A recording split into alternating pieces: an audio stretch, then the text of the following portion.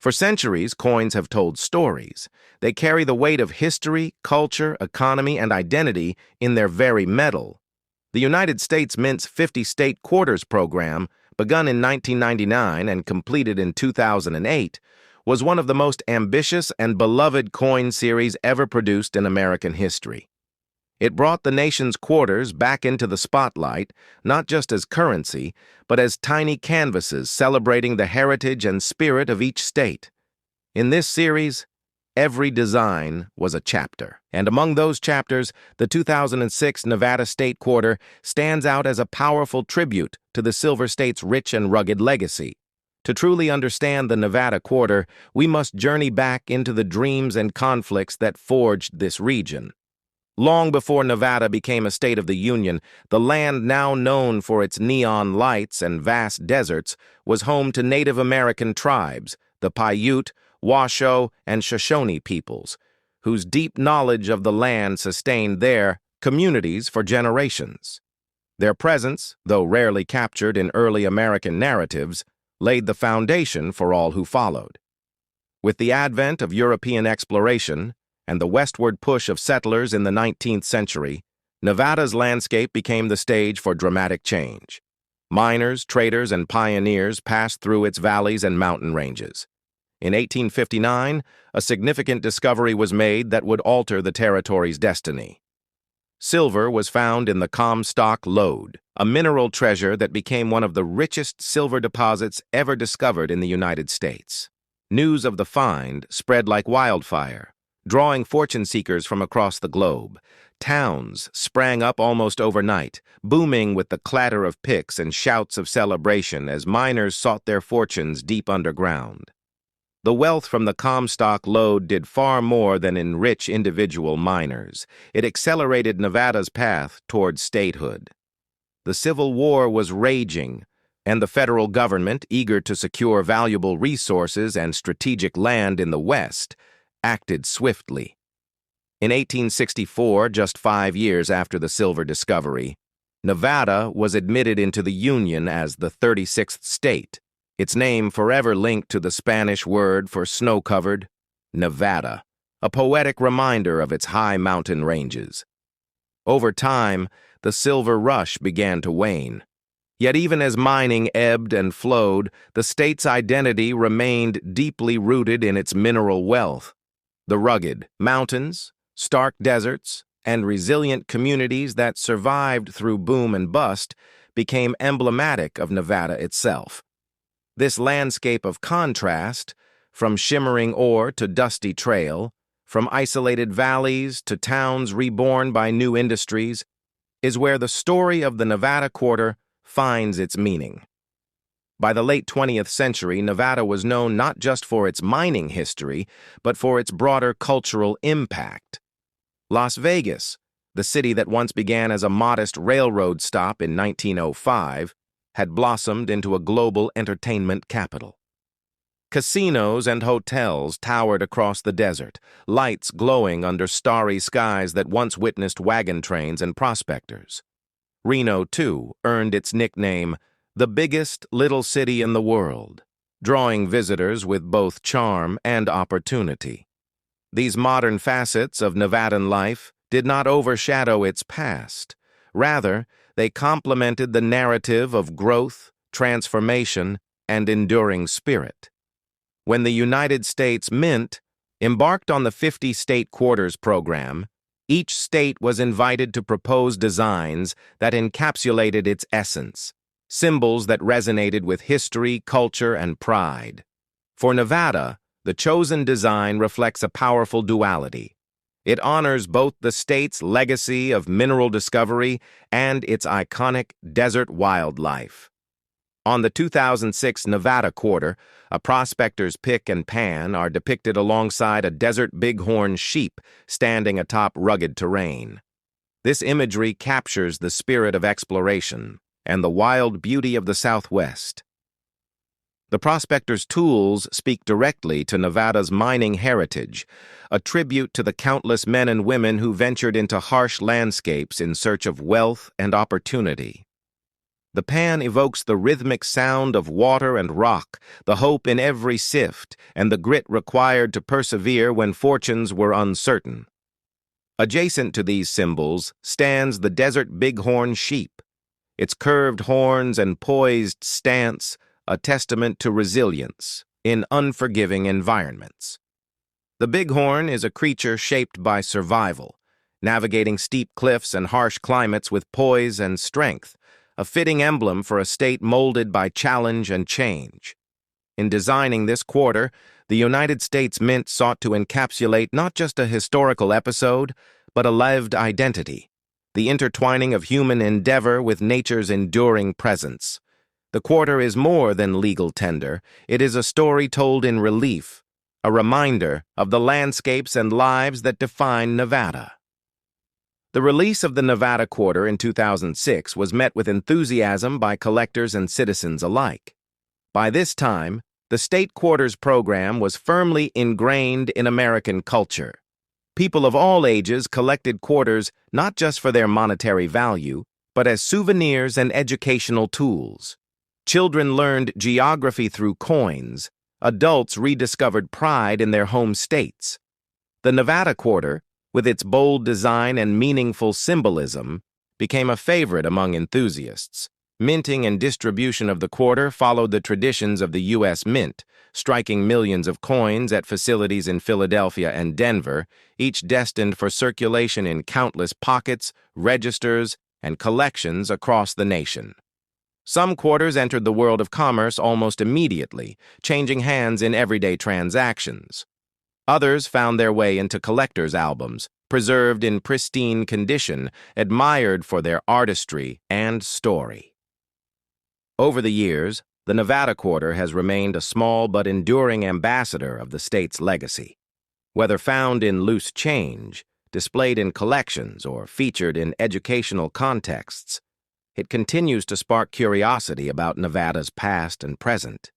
People hold the coin between fingers and imagine the echoing clang of the Comstock mines, the silhouette of bighorn sheep against sun-baked ridges, and the glittering lights of Las Vegas rising from desert sands. In reflecting on the journey of the 2006 Nevada State Quarter, we see more than metal and mint marks. We see a tapestry woven from exploration and enterprise, from the rich pulse of mining towns to the silent beauty of the desert expanse. We see symbols chosen to remind us of where we come from and what shapes us. And in that quarter, small and finite as it may be, lies a universe of stories waiting to be told. When we continue exploring the story behind the 2006 Nevada State Quarter, the deeper layers of Nevada's past begin to unfold in ways that make the coin even more meaningful. Nevada's identity was never shaped by a single discovery or a single generation. It was forged in cycles of boom and bust, resilience and reinvention, isolation and sudden global attention. After Nevada achieved statehood in 1864 during the presidency of Abraham Lincoln, the state quickly became known as a powerhouse of mineral wealth. The Comstock lode was not just a silver strike. It was a turning point in American industrial and financial history. The immense flow of silver from Nevada helped stabilize the Union economy during the Civil War. The wealth financed railroads, banks, and businesses far beyond the state's borders. San Francisco's financial institutions, in particular, flourished because of Nevada's silver output. Entire fortunes were built on the strength of ore pulled from Nevada's mountains.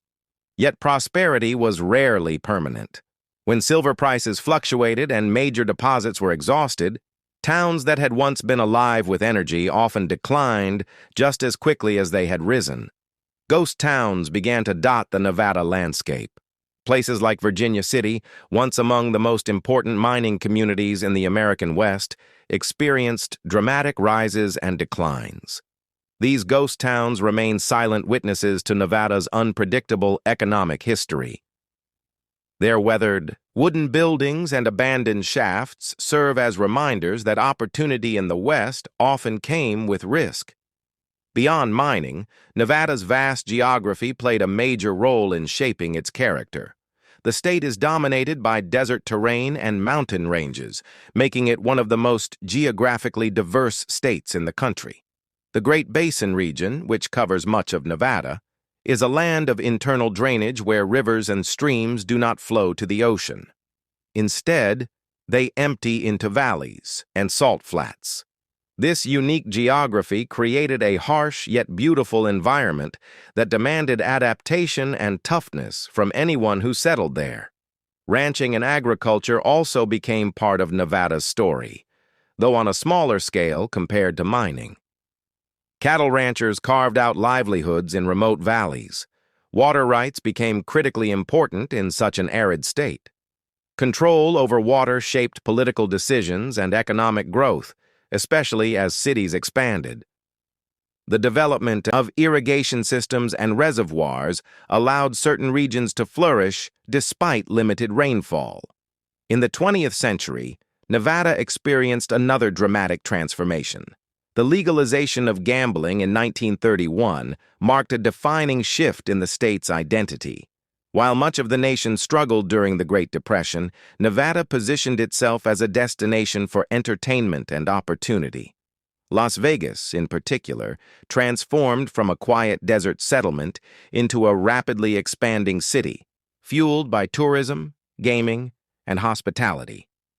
Massive resorts and casinos began to rise along what would become the world-famous Las Vegas Strip. Neon lights replaced lanterns. Showrooms replaced saloons. The state reinvented itself yet again. Around the same time, another massive project reshaped Nevada's landscape and economy: the construction of the Hoover Dam on the Colorado River. Completed in 1936, the dam provided hydroelectric power, water storage, and jobs during a time of economic hardship. It also enabled the growth of cities in Nevada, Arizona, and California. The reservoir created by the dam, Lake Mead, became one of the largest artificial lakes in the United States. This project symbolized the federal government's role in developing the American West and highlighted Nevada's strategic importance. Military history also forms part of Nevada's story.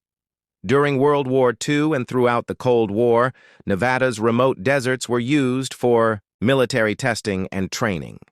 The Nevada test site became known for nuclear weapons testing in the mid-20th century. Though controversial and complex in its legacy, this chapter reflects Nevada's continued role in national defense and technological development. The desert bighorn sheep featured on the 2006 Nevada Quarter carries deep symbolism connected to this landscape. The animal is uniquely adapted to steep, rocky terrain and arid conditions. Its presence on the coin honors Nevada's wildlife heritage and emphasizes the relationship between land and life. The bighorn sheep was officially designated as Nevada's state animal in 1973, reflecting public pride in the creature's resilience. Much like Nevada itself, the sheep survives in extreme environments and thrives where others might struggle. The mining tools on the coin, the pick and shovel, represent not only the Comstock lode, but also the broader identity of Nevada as the Silver State. Even today, mining remains a major industry in Nevada. In fact, Nevada is one of the world's leading producers of gold. Modern mining operations use advanced technology far removed from the hand tools of the 19th century. Yet the spirit of resource extraction remains embedded in the state's economy. The quarter design intentionally connects past and present, showing that Nevada's mineral heritage did not vanish with the silver boom. When the Nevada State Quarter was released on January 31, 2006, it became the 36th coin issued in the 50 State Quarters program, matching Nevada's order of admission to the Union as the 36th state. This numerical alignment added a subtle historical touch to its release. Millions of these quarters were struck at the Philadelphia and Denver mints, entering circulation across the country. Proof versions were also struck in San Francisco for collectors, featuring mirror-like finishes and sharper detail. Collectors often examine Nevada quarters for variations in condition and mint marks. While most circulated examples carry only face value, high-grade uncirculated and proof coins remain popular among numismatists. The State Quarters program overall became one of the most successful coin initiatives in United States history, inspiring a new generation of collectors and bringing renewed public attention to everyday currency. The Nevada Quarter tells a layered story. It speaks of native heritage and frontier exploration. It recalls silver strikes that changed national fortunes. It echoes the clang of mining tools and the distant calls of desert wildlife. It hints at neon skylines and engineering marvels rising from barren land. Every symbol on its reverse side carries decades, even centuries of meaning. In the end, the 2006 Nevada State Quarter is not simply about one state at one moment in time. It is about transformation. It is about how land shapes people and how people reshape land. It is about endurance in harsh climates, innovation in uncertain economies, and pride in a unique identity. Through a coin small enough to fit in the palm of a hand, the vast story of Nevada continues to circulate, passing from person to person, generation to generation, carrying with it the enduring legacy of the Silver State.